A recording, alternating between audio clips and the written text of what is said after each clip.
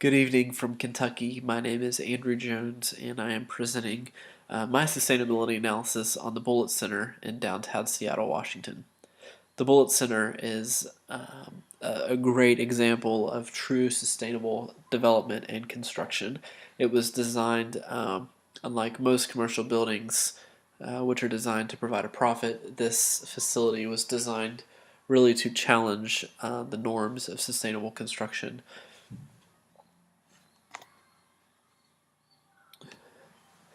Introducing the project, I think it's most important to discuss the ownership of the facility, which will reveal kind of the underlying intent of why it was developed. The Bullitt Center was developed and is currently owned and managed by a nonprofit organization called the Bullitt Foundation. And the Bullitt Foundation exists to really challenge the norms of sustainable construction. They do that through two main avenues. They provide funding both for-profit and nonprofit organizations seeking to develop buildings that meet some pretty strict sustainable goals. And they also publish research and help to really kind of ease the burden of soft costs of sustainable development. This project was really seen as kind of a pioneering project with the intent of publishing everything to help hopefully mimic this facility around the globe. Today you can go online and see the energy consumption of the building in real time. The list of construction materials is public knowledge, and even the foundation itself is very open to discussing how to create sustainable design. So this building is really a good avenue for them to display their mission as well as create a profit. To describe the sustainability goals and the design philosophy, it kind of goes hand in hand with a certification called the Living Building Challenge. And the Living Building Challenge is what's referred to as the greenest of green buildings. It requires a net zero energy consumption on all different levels, from energy to water. It has a very strict requirement on chemical use within the facility, and it's truly a certification that's designed to create buildings that produce energy instead of consume. So with that in mind, I'm going to discuss several aspects throughout the presentation of how the Bullitt Center is achieving that goal of being a net energy consumer, and how that has had a kind of a challenging impact on the city of Seattle as they work to make this facility a reality. It's also important to discuss the site location. The Bullitt Center is located in the Capitol Hill neighborhood of Seattle. It was selected for numerous different reasons. The specific site was one of which is that it's in an up-and-coming neighborhood and has great views of downtown Seattle. I'm going to go over why that's important in the next slide. Also, this facility, the surrounding neighbors of this facility are either historic or protected through zoning laws, which allows the center to utilize solar panel production, and they're protected from any neighbors that would be skyscrapers or growing large trees that would shield that solar energy. So that was important in determining the location for this site. The Bullitt Center incorporates very numerous amounts of sustainable practices. The first and most obvious to anyone that's looking at the center is the solar panels. The roof is lined with solar panels that allow the building to produce more energy than it consumes. And throughout the construction process, the Bullitt Foundation was able to cooperate with the Seattle City Light to resell all of their excess energy. So in that case, it really is a net consumer of energy. The facility utilizes green geothermal technology to heat and cool the building, as well as green construction materials. Water filtration is probably the most challenging aspect for the center. They incorporate rainwater harvesting techniques as well as a water filtration system on site. The water that is filtered is used to flush the toilets and to water the lawn. Rain harvesting, water that is harvested via rain harvesting will eventually, ideally, be used for human consumption, both in their showers and in their faucets. That's been a little bit of an issue, which I'll describe in a couple more slides. As I mentioned, the site location was very important to the Bullitt Center. They designed the building to have an active lifestyle, and they did this in a couple different ways. One of which is that the building has prime access to over 20 different public transit lines. You can see that it's in kind of the middle of a residential neighborhood that's up and coming, which allows for walking and driving, or I'm sorry, walking and biking to work. The facility does not have any parking capacity, and it does have numerous spots for bike racking as well as shower facilities for people who do ride their bikes into work. Another really awesome aspect of the Bullitt Center is that they have a grand staircase that, instead of being hidden in the back of the building, actually takes kind of a front row seat. The staircase was designed to entice people to use the stairs, so it has a 360-degree view of the downtown Seattle skyline as well as the bay. The site was also selected because it had required minimal topography and development changes. The facility was built so that, of course, the solar panels were able to be facing the sun at the most optimal hours. And it was also built on a slope which allowed, like I said, those great views of downtown Seattle. One of the really challenging aspects of this facility is that in order to use green construction materials, the developers elected to use a heavy timber frame as opposed to concrete and steel, which have a very high carbon emissions footprint. The heavy timber frame is not something, on a building this size, the heavy timber frame is not something that's been used in Seattle since the 1920s for obvious reasons. So it was incorporated into this project in a specialized technique that allowed it to still be almost as fireproof and durable as steel. It's used in conjunction with different steel plates that are strategically placed to protect the integrity of the building as well as reduce the likelihood of fatalities in a fire.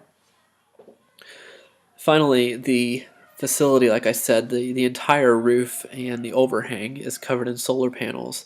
And that produced an issue all on its own during the construction, and that was the weight. The roof obviously is very heavy as opposed to traditional facilities, traditional solar panel lined roofs. So that required some extra bracing throughout the heavy timber frame of the building. The Bullitt Foundation utilized numerous economic incentives and issues, but to be quite honest, a lot of the sustainable practices used in the Bullitt Center are really cutting edge. The tax incentives, therefore, aren't necessarily as developed as the technologies used. The largest tax credit that the Bullitt Center utilized was the federal New Market Tax Credit. Now that allowed that rewarded development in a low-income neighborhood and is kind of the most widespread economic incentive utilized in development. The facility also utilized the federal solar power grant, which provided a 30% tax credit on both the installation and the maintenance of the solar panel roof. On the state level, the Bullitt Center utilized another solar panel grant that allowed for tax incentives for any solar panel or solar panel related material that was produced in the state of Washington. It was both an incentive for the Bullitt Center and employers within the state. And there are several local challenges on the Seattle city level that had to be overcome on this project. And in this situation, the developer and the city really worked hand in hand to make this project a reality. The Seattle Design Board, which is the equivalent to a planning and zoning board, provided a lot of feedback throughout the design and construction of this project, and really worked to ensure that both the building meets zoning requirements as well as meets the sustainability goals that they had in place. Now, consequently, the Seattle Design Board adopted what is referred to as a living building ordinance, which allows any facility that meets the goals of the living building challenge is exempt from certain zoning requirements. One benefit of this ordinance for the Bullitt Center is that by complying with the Living Building Foundation, they were able to increase the height of their building by 10 feet. This allowed for this allowed them to be able to space office and public working facilities throughout more window-lined areas, which created a great, increased the great amount of sunlight for occupants of the building. One challenge that still has not been resolved at the Bullitt Center is the independent water district. As I mentioned before, the Bullitt Center utilizes a rain harvesting strategy in order to not consume any more water or place an unneeded burden on the city water supply. Um, one of the one of the issues with this practice is that federal law requires that water consumed by people be treated with chlorine. Now, chlorine is a chemical that is banned by the Living Building Challenge, and thus is banned by the Bullitt Center. So while they can't use chlorine, they have not been able to utilize their rain harvesting for human consumption. Right now, to mediate that, the center has been applying for to become an independent water district within the city of Seattle. That's still an ongoing process, but I think analysts predict that once the federal guidelines meet the Living Building Ordinance, Living Building Challenge, that this will be something that can be adopted by the city. The Bullitt Center has, ever since design and construction, they've had a very good public perception, and they've had strong demand for their tenant space. This facility was built at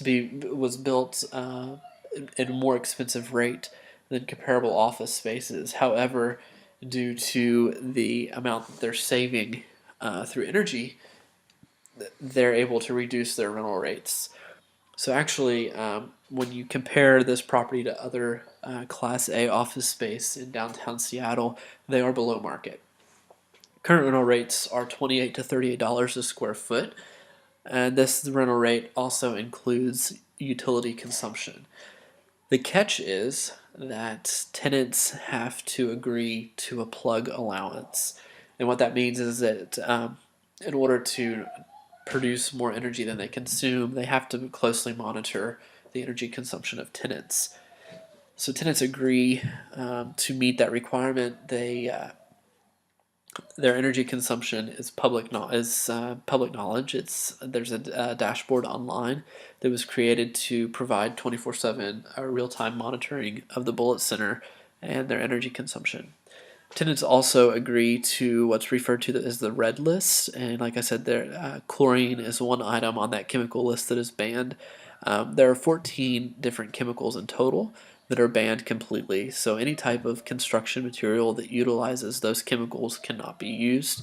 Any type of business material that requires those items also cannot be used. So that's one that tenants have to agree with. Now, the problem that this has created is that it's kind of created a restrictive use for this space. High-tech industries are not able to be tenants in this facility because of the amount of energy that they consume.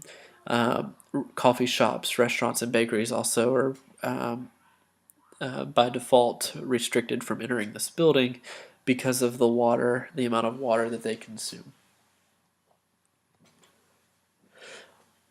The Bullitt Center cost a total of $32.5 million. Of that cost, $5.5 million are what's referred to as soft costs.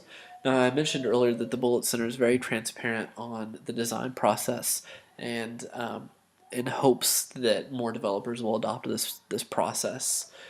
All in all, the Bullitt Center or the Bullitt Foundation predicts that the soft costs, the 5.5 million, will be completely realized by the 20th living building. So essentially, they're saying that all of the work that they put forward to build this building, since it's public knowledge, since they are cooperating with other developers, they're reducing the soft costs for similar buildings around the world. The solar panel roof was an added expense to the facility. However, due to the construction, design, as well as the energy production, the Bullitt Foundation expects that the solar panels will recover all of their costs by year 6. Compared to other buildings, the Bullitt Center costs 23% more to construct. When you calculate the total construction costs, that shows added costs to be a living green building to be about 7.5 million. There was a recent report published last year by the Bullitt Foundation that estimated the societal benefits that this facility has over the next 50 years. Ultimately, the center expects to have almost an $18.5 million total impact. And you can see how I've broken that down. The majority of that is essentially their energy efficiency, almost 10.2 million, followed by solar panels, their use of sustainable wood, reducing the transportation burden from their employees and tenants, as well as capturing and reusing rainwater and composting toilets, which use almost zero water and detergent. Risk management. This facility, being cutting edge, has had several different legal issues that they've had to resolve. The first of which was the self-composting toilets. To not be set up on the public sewer system required special exemptions for this facility.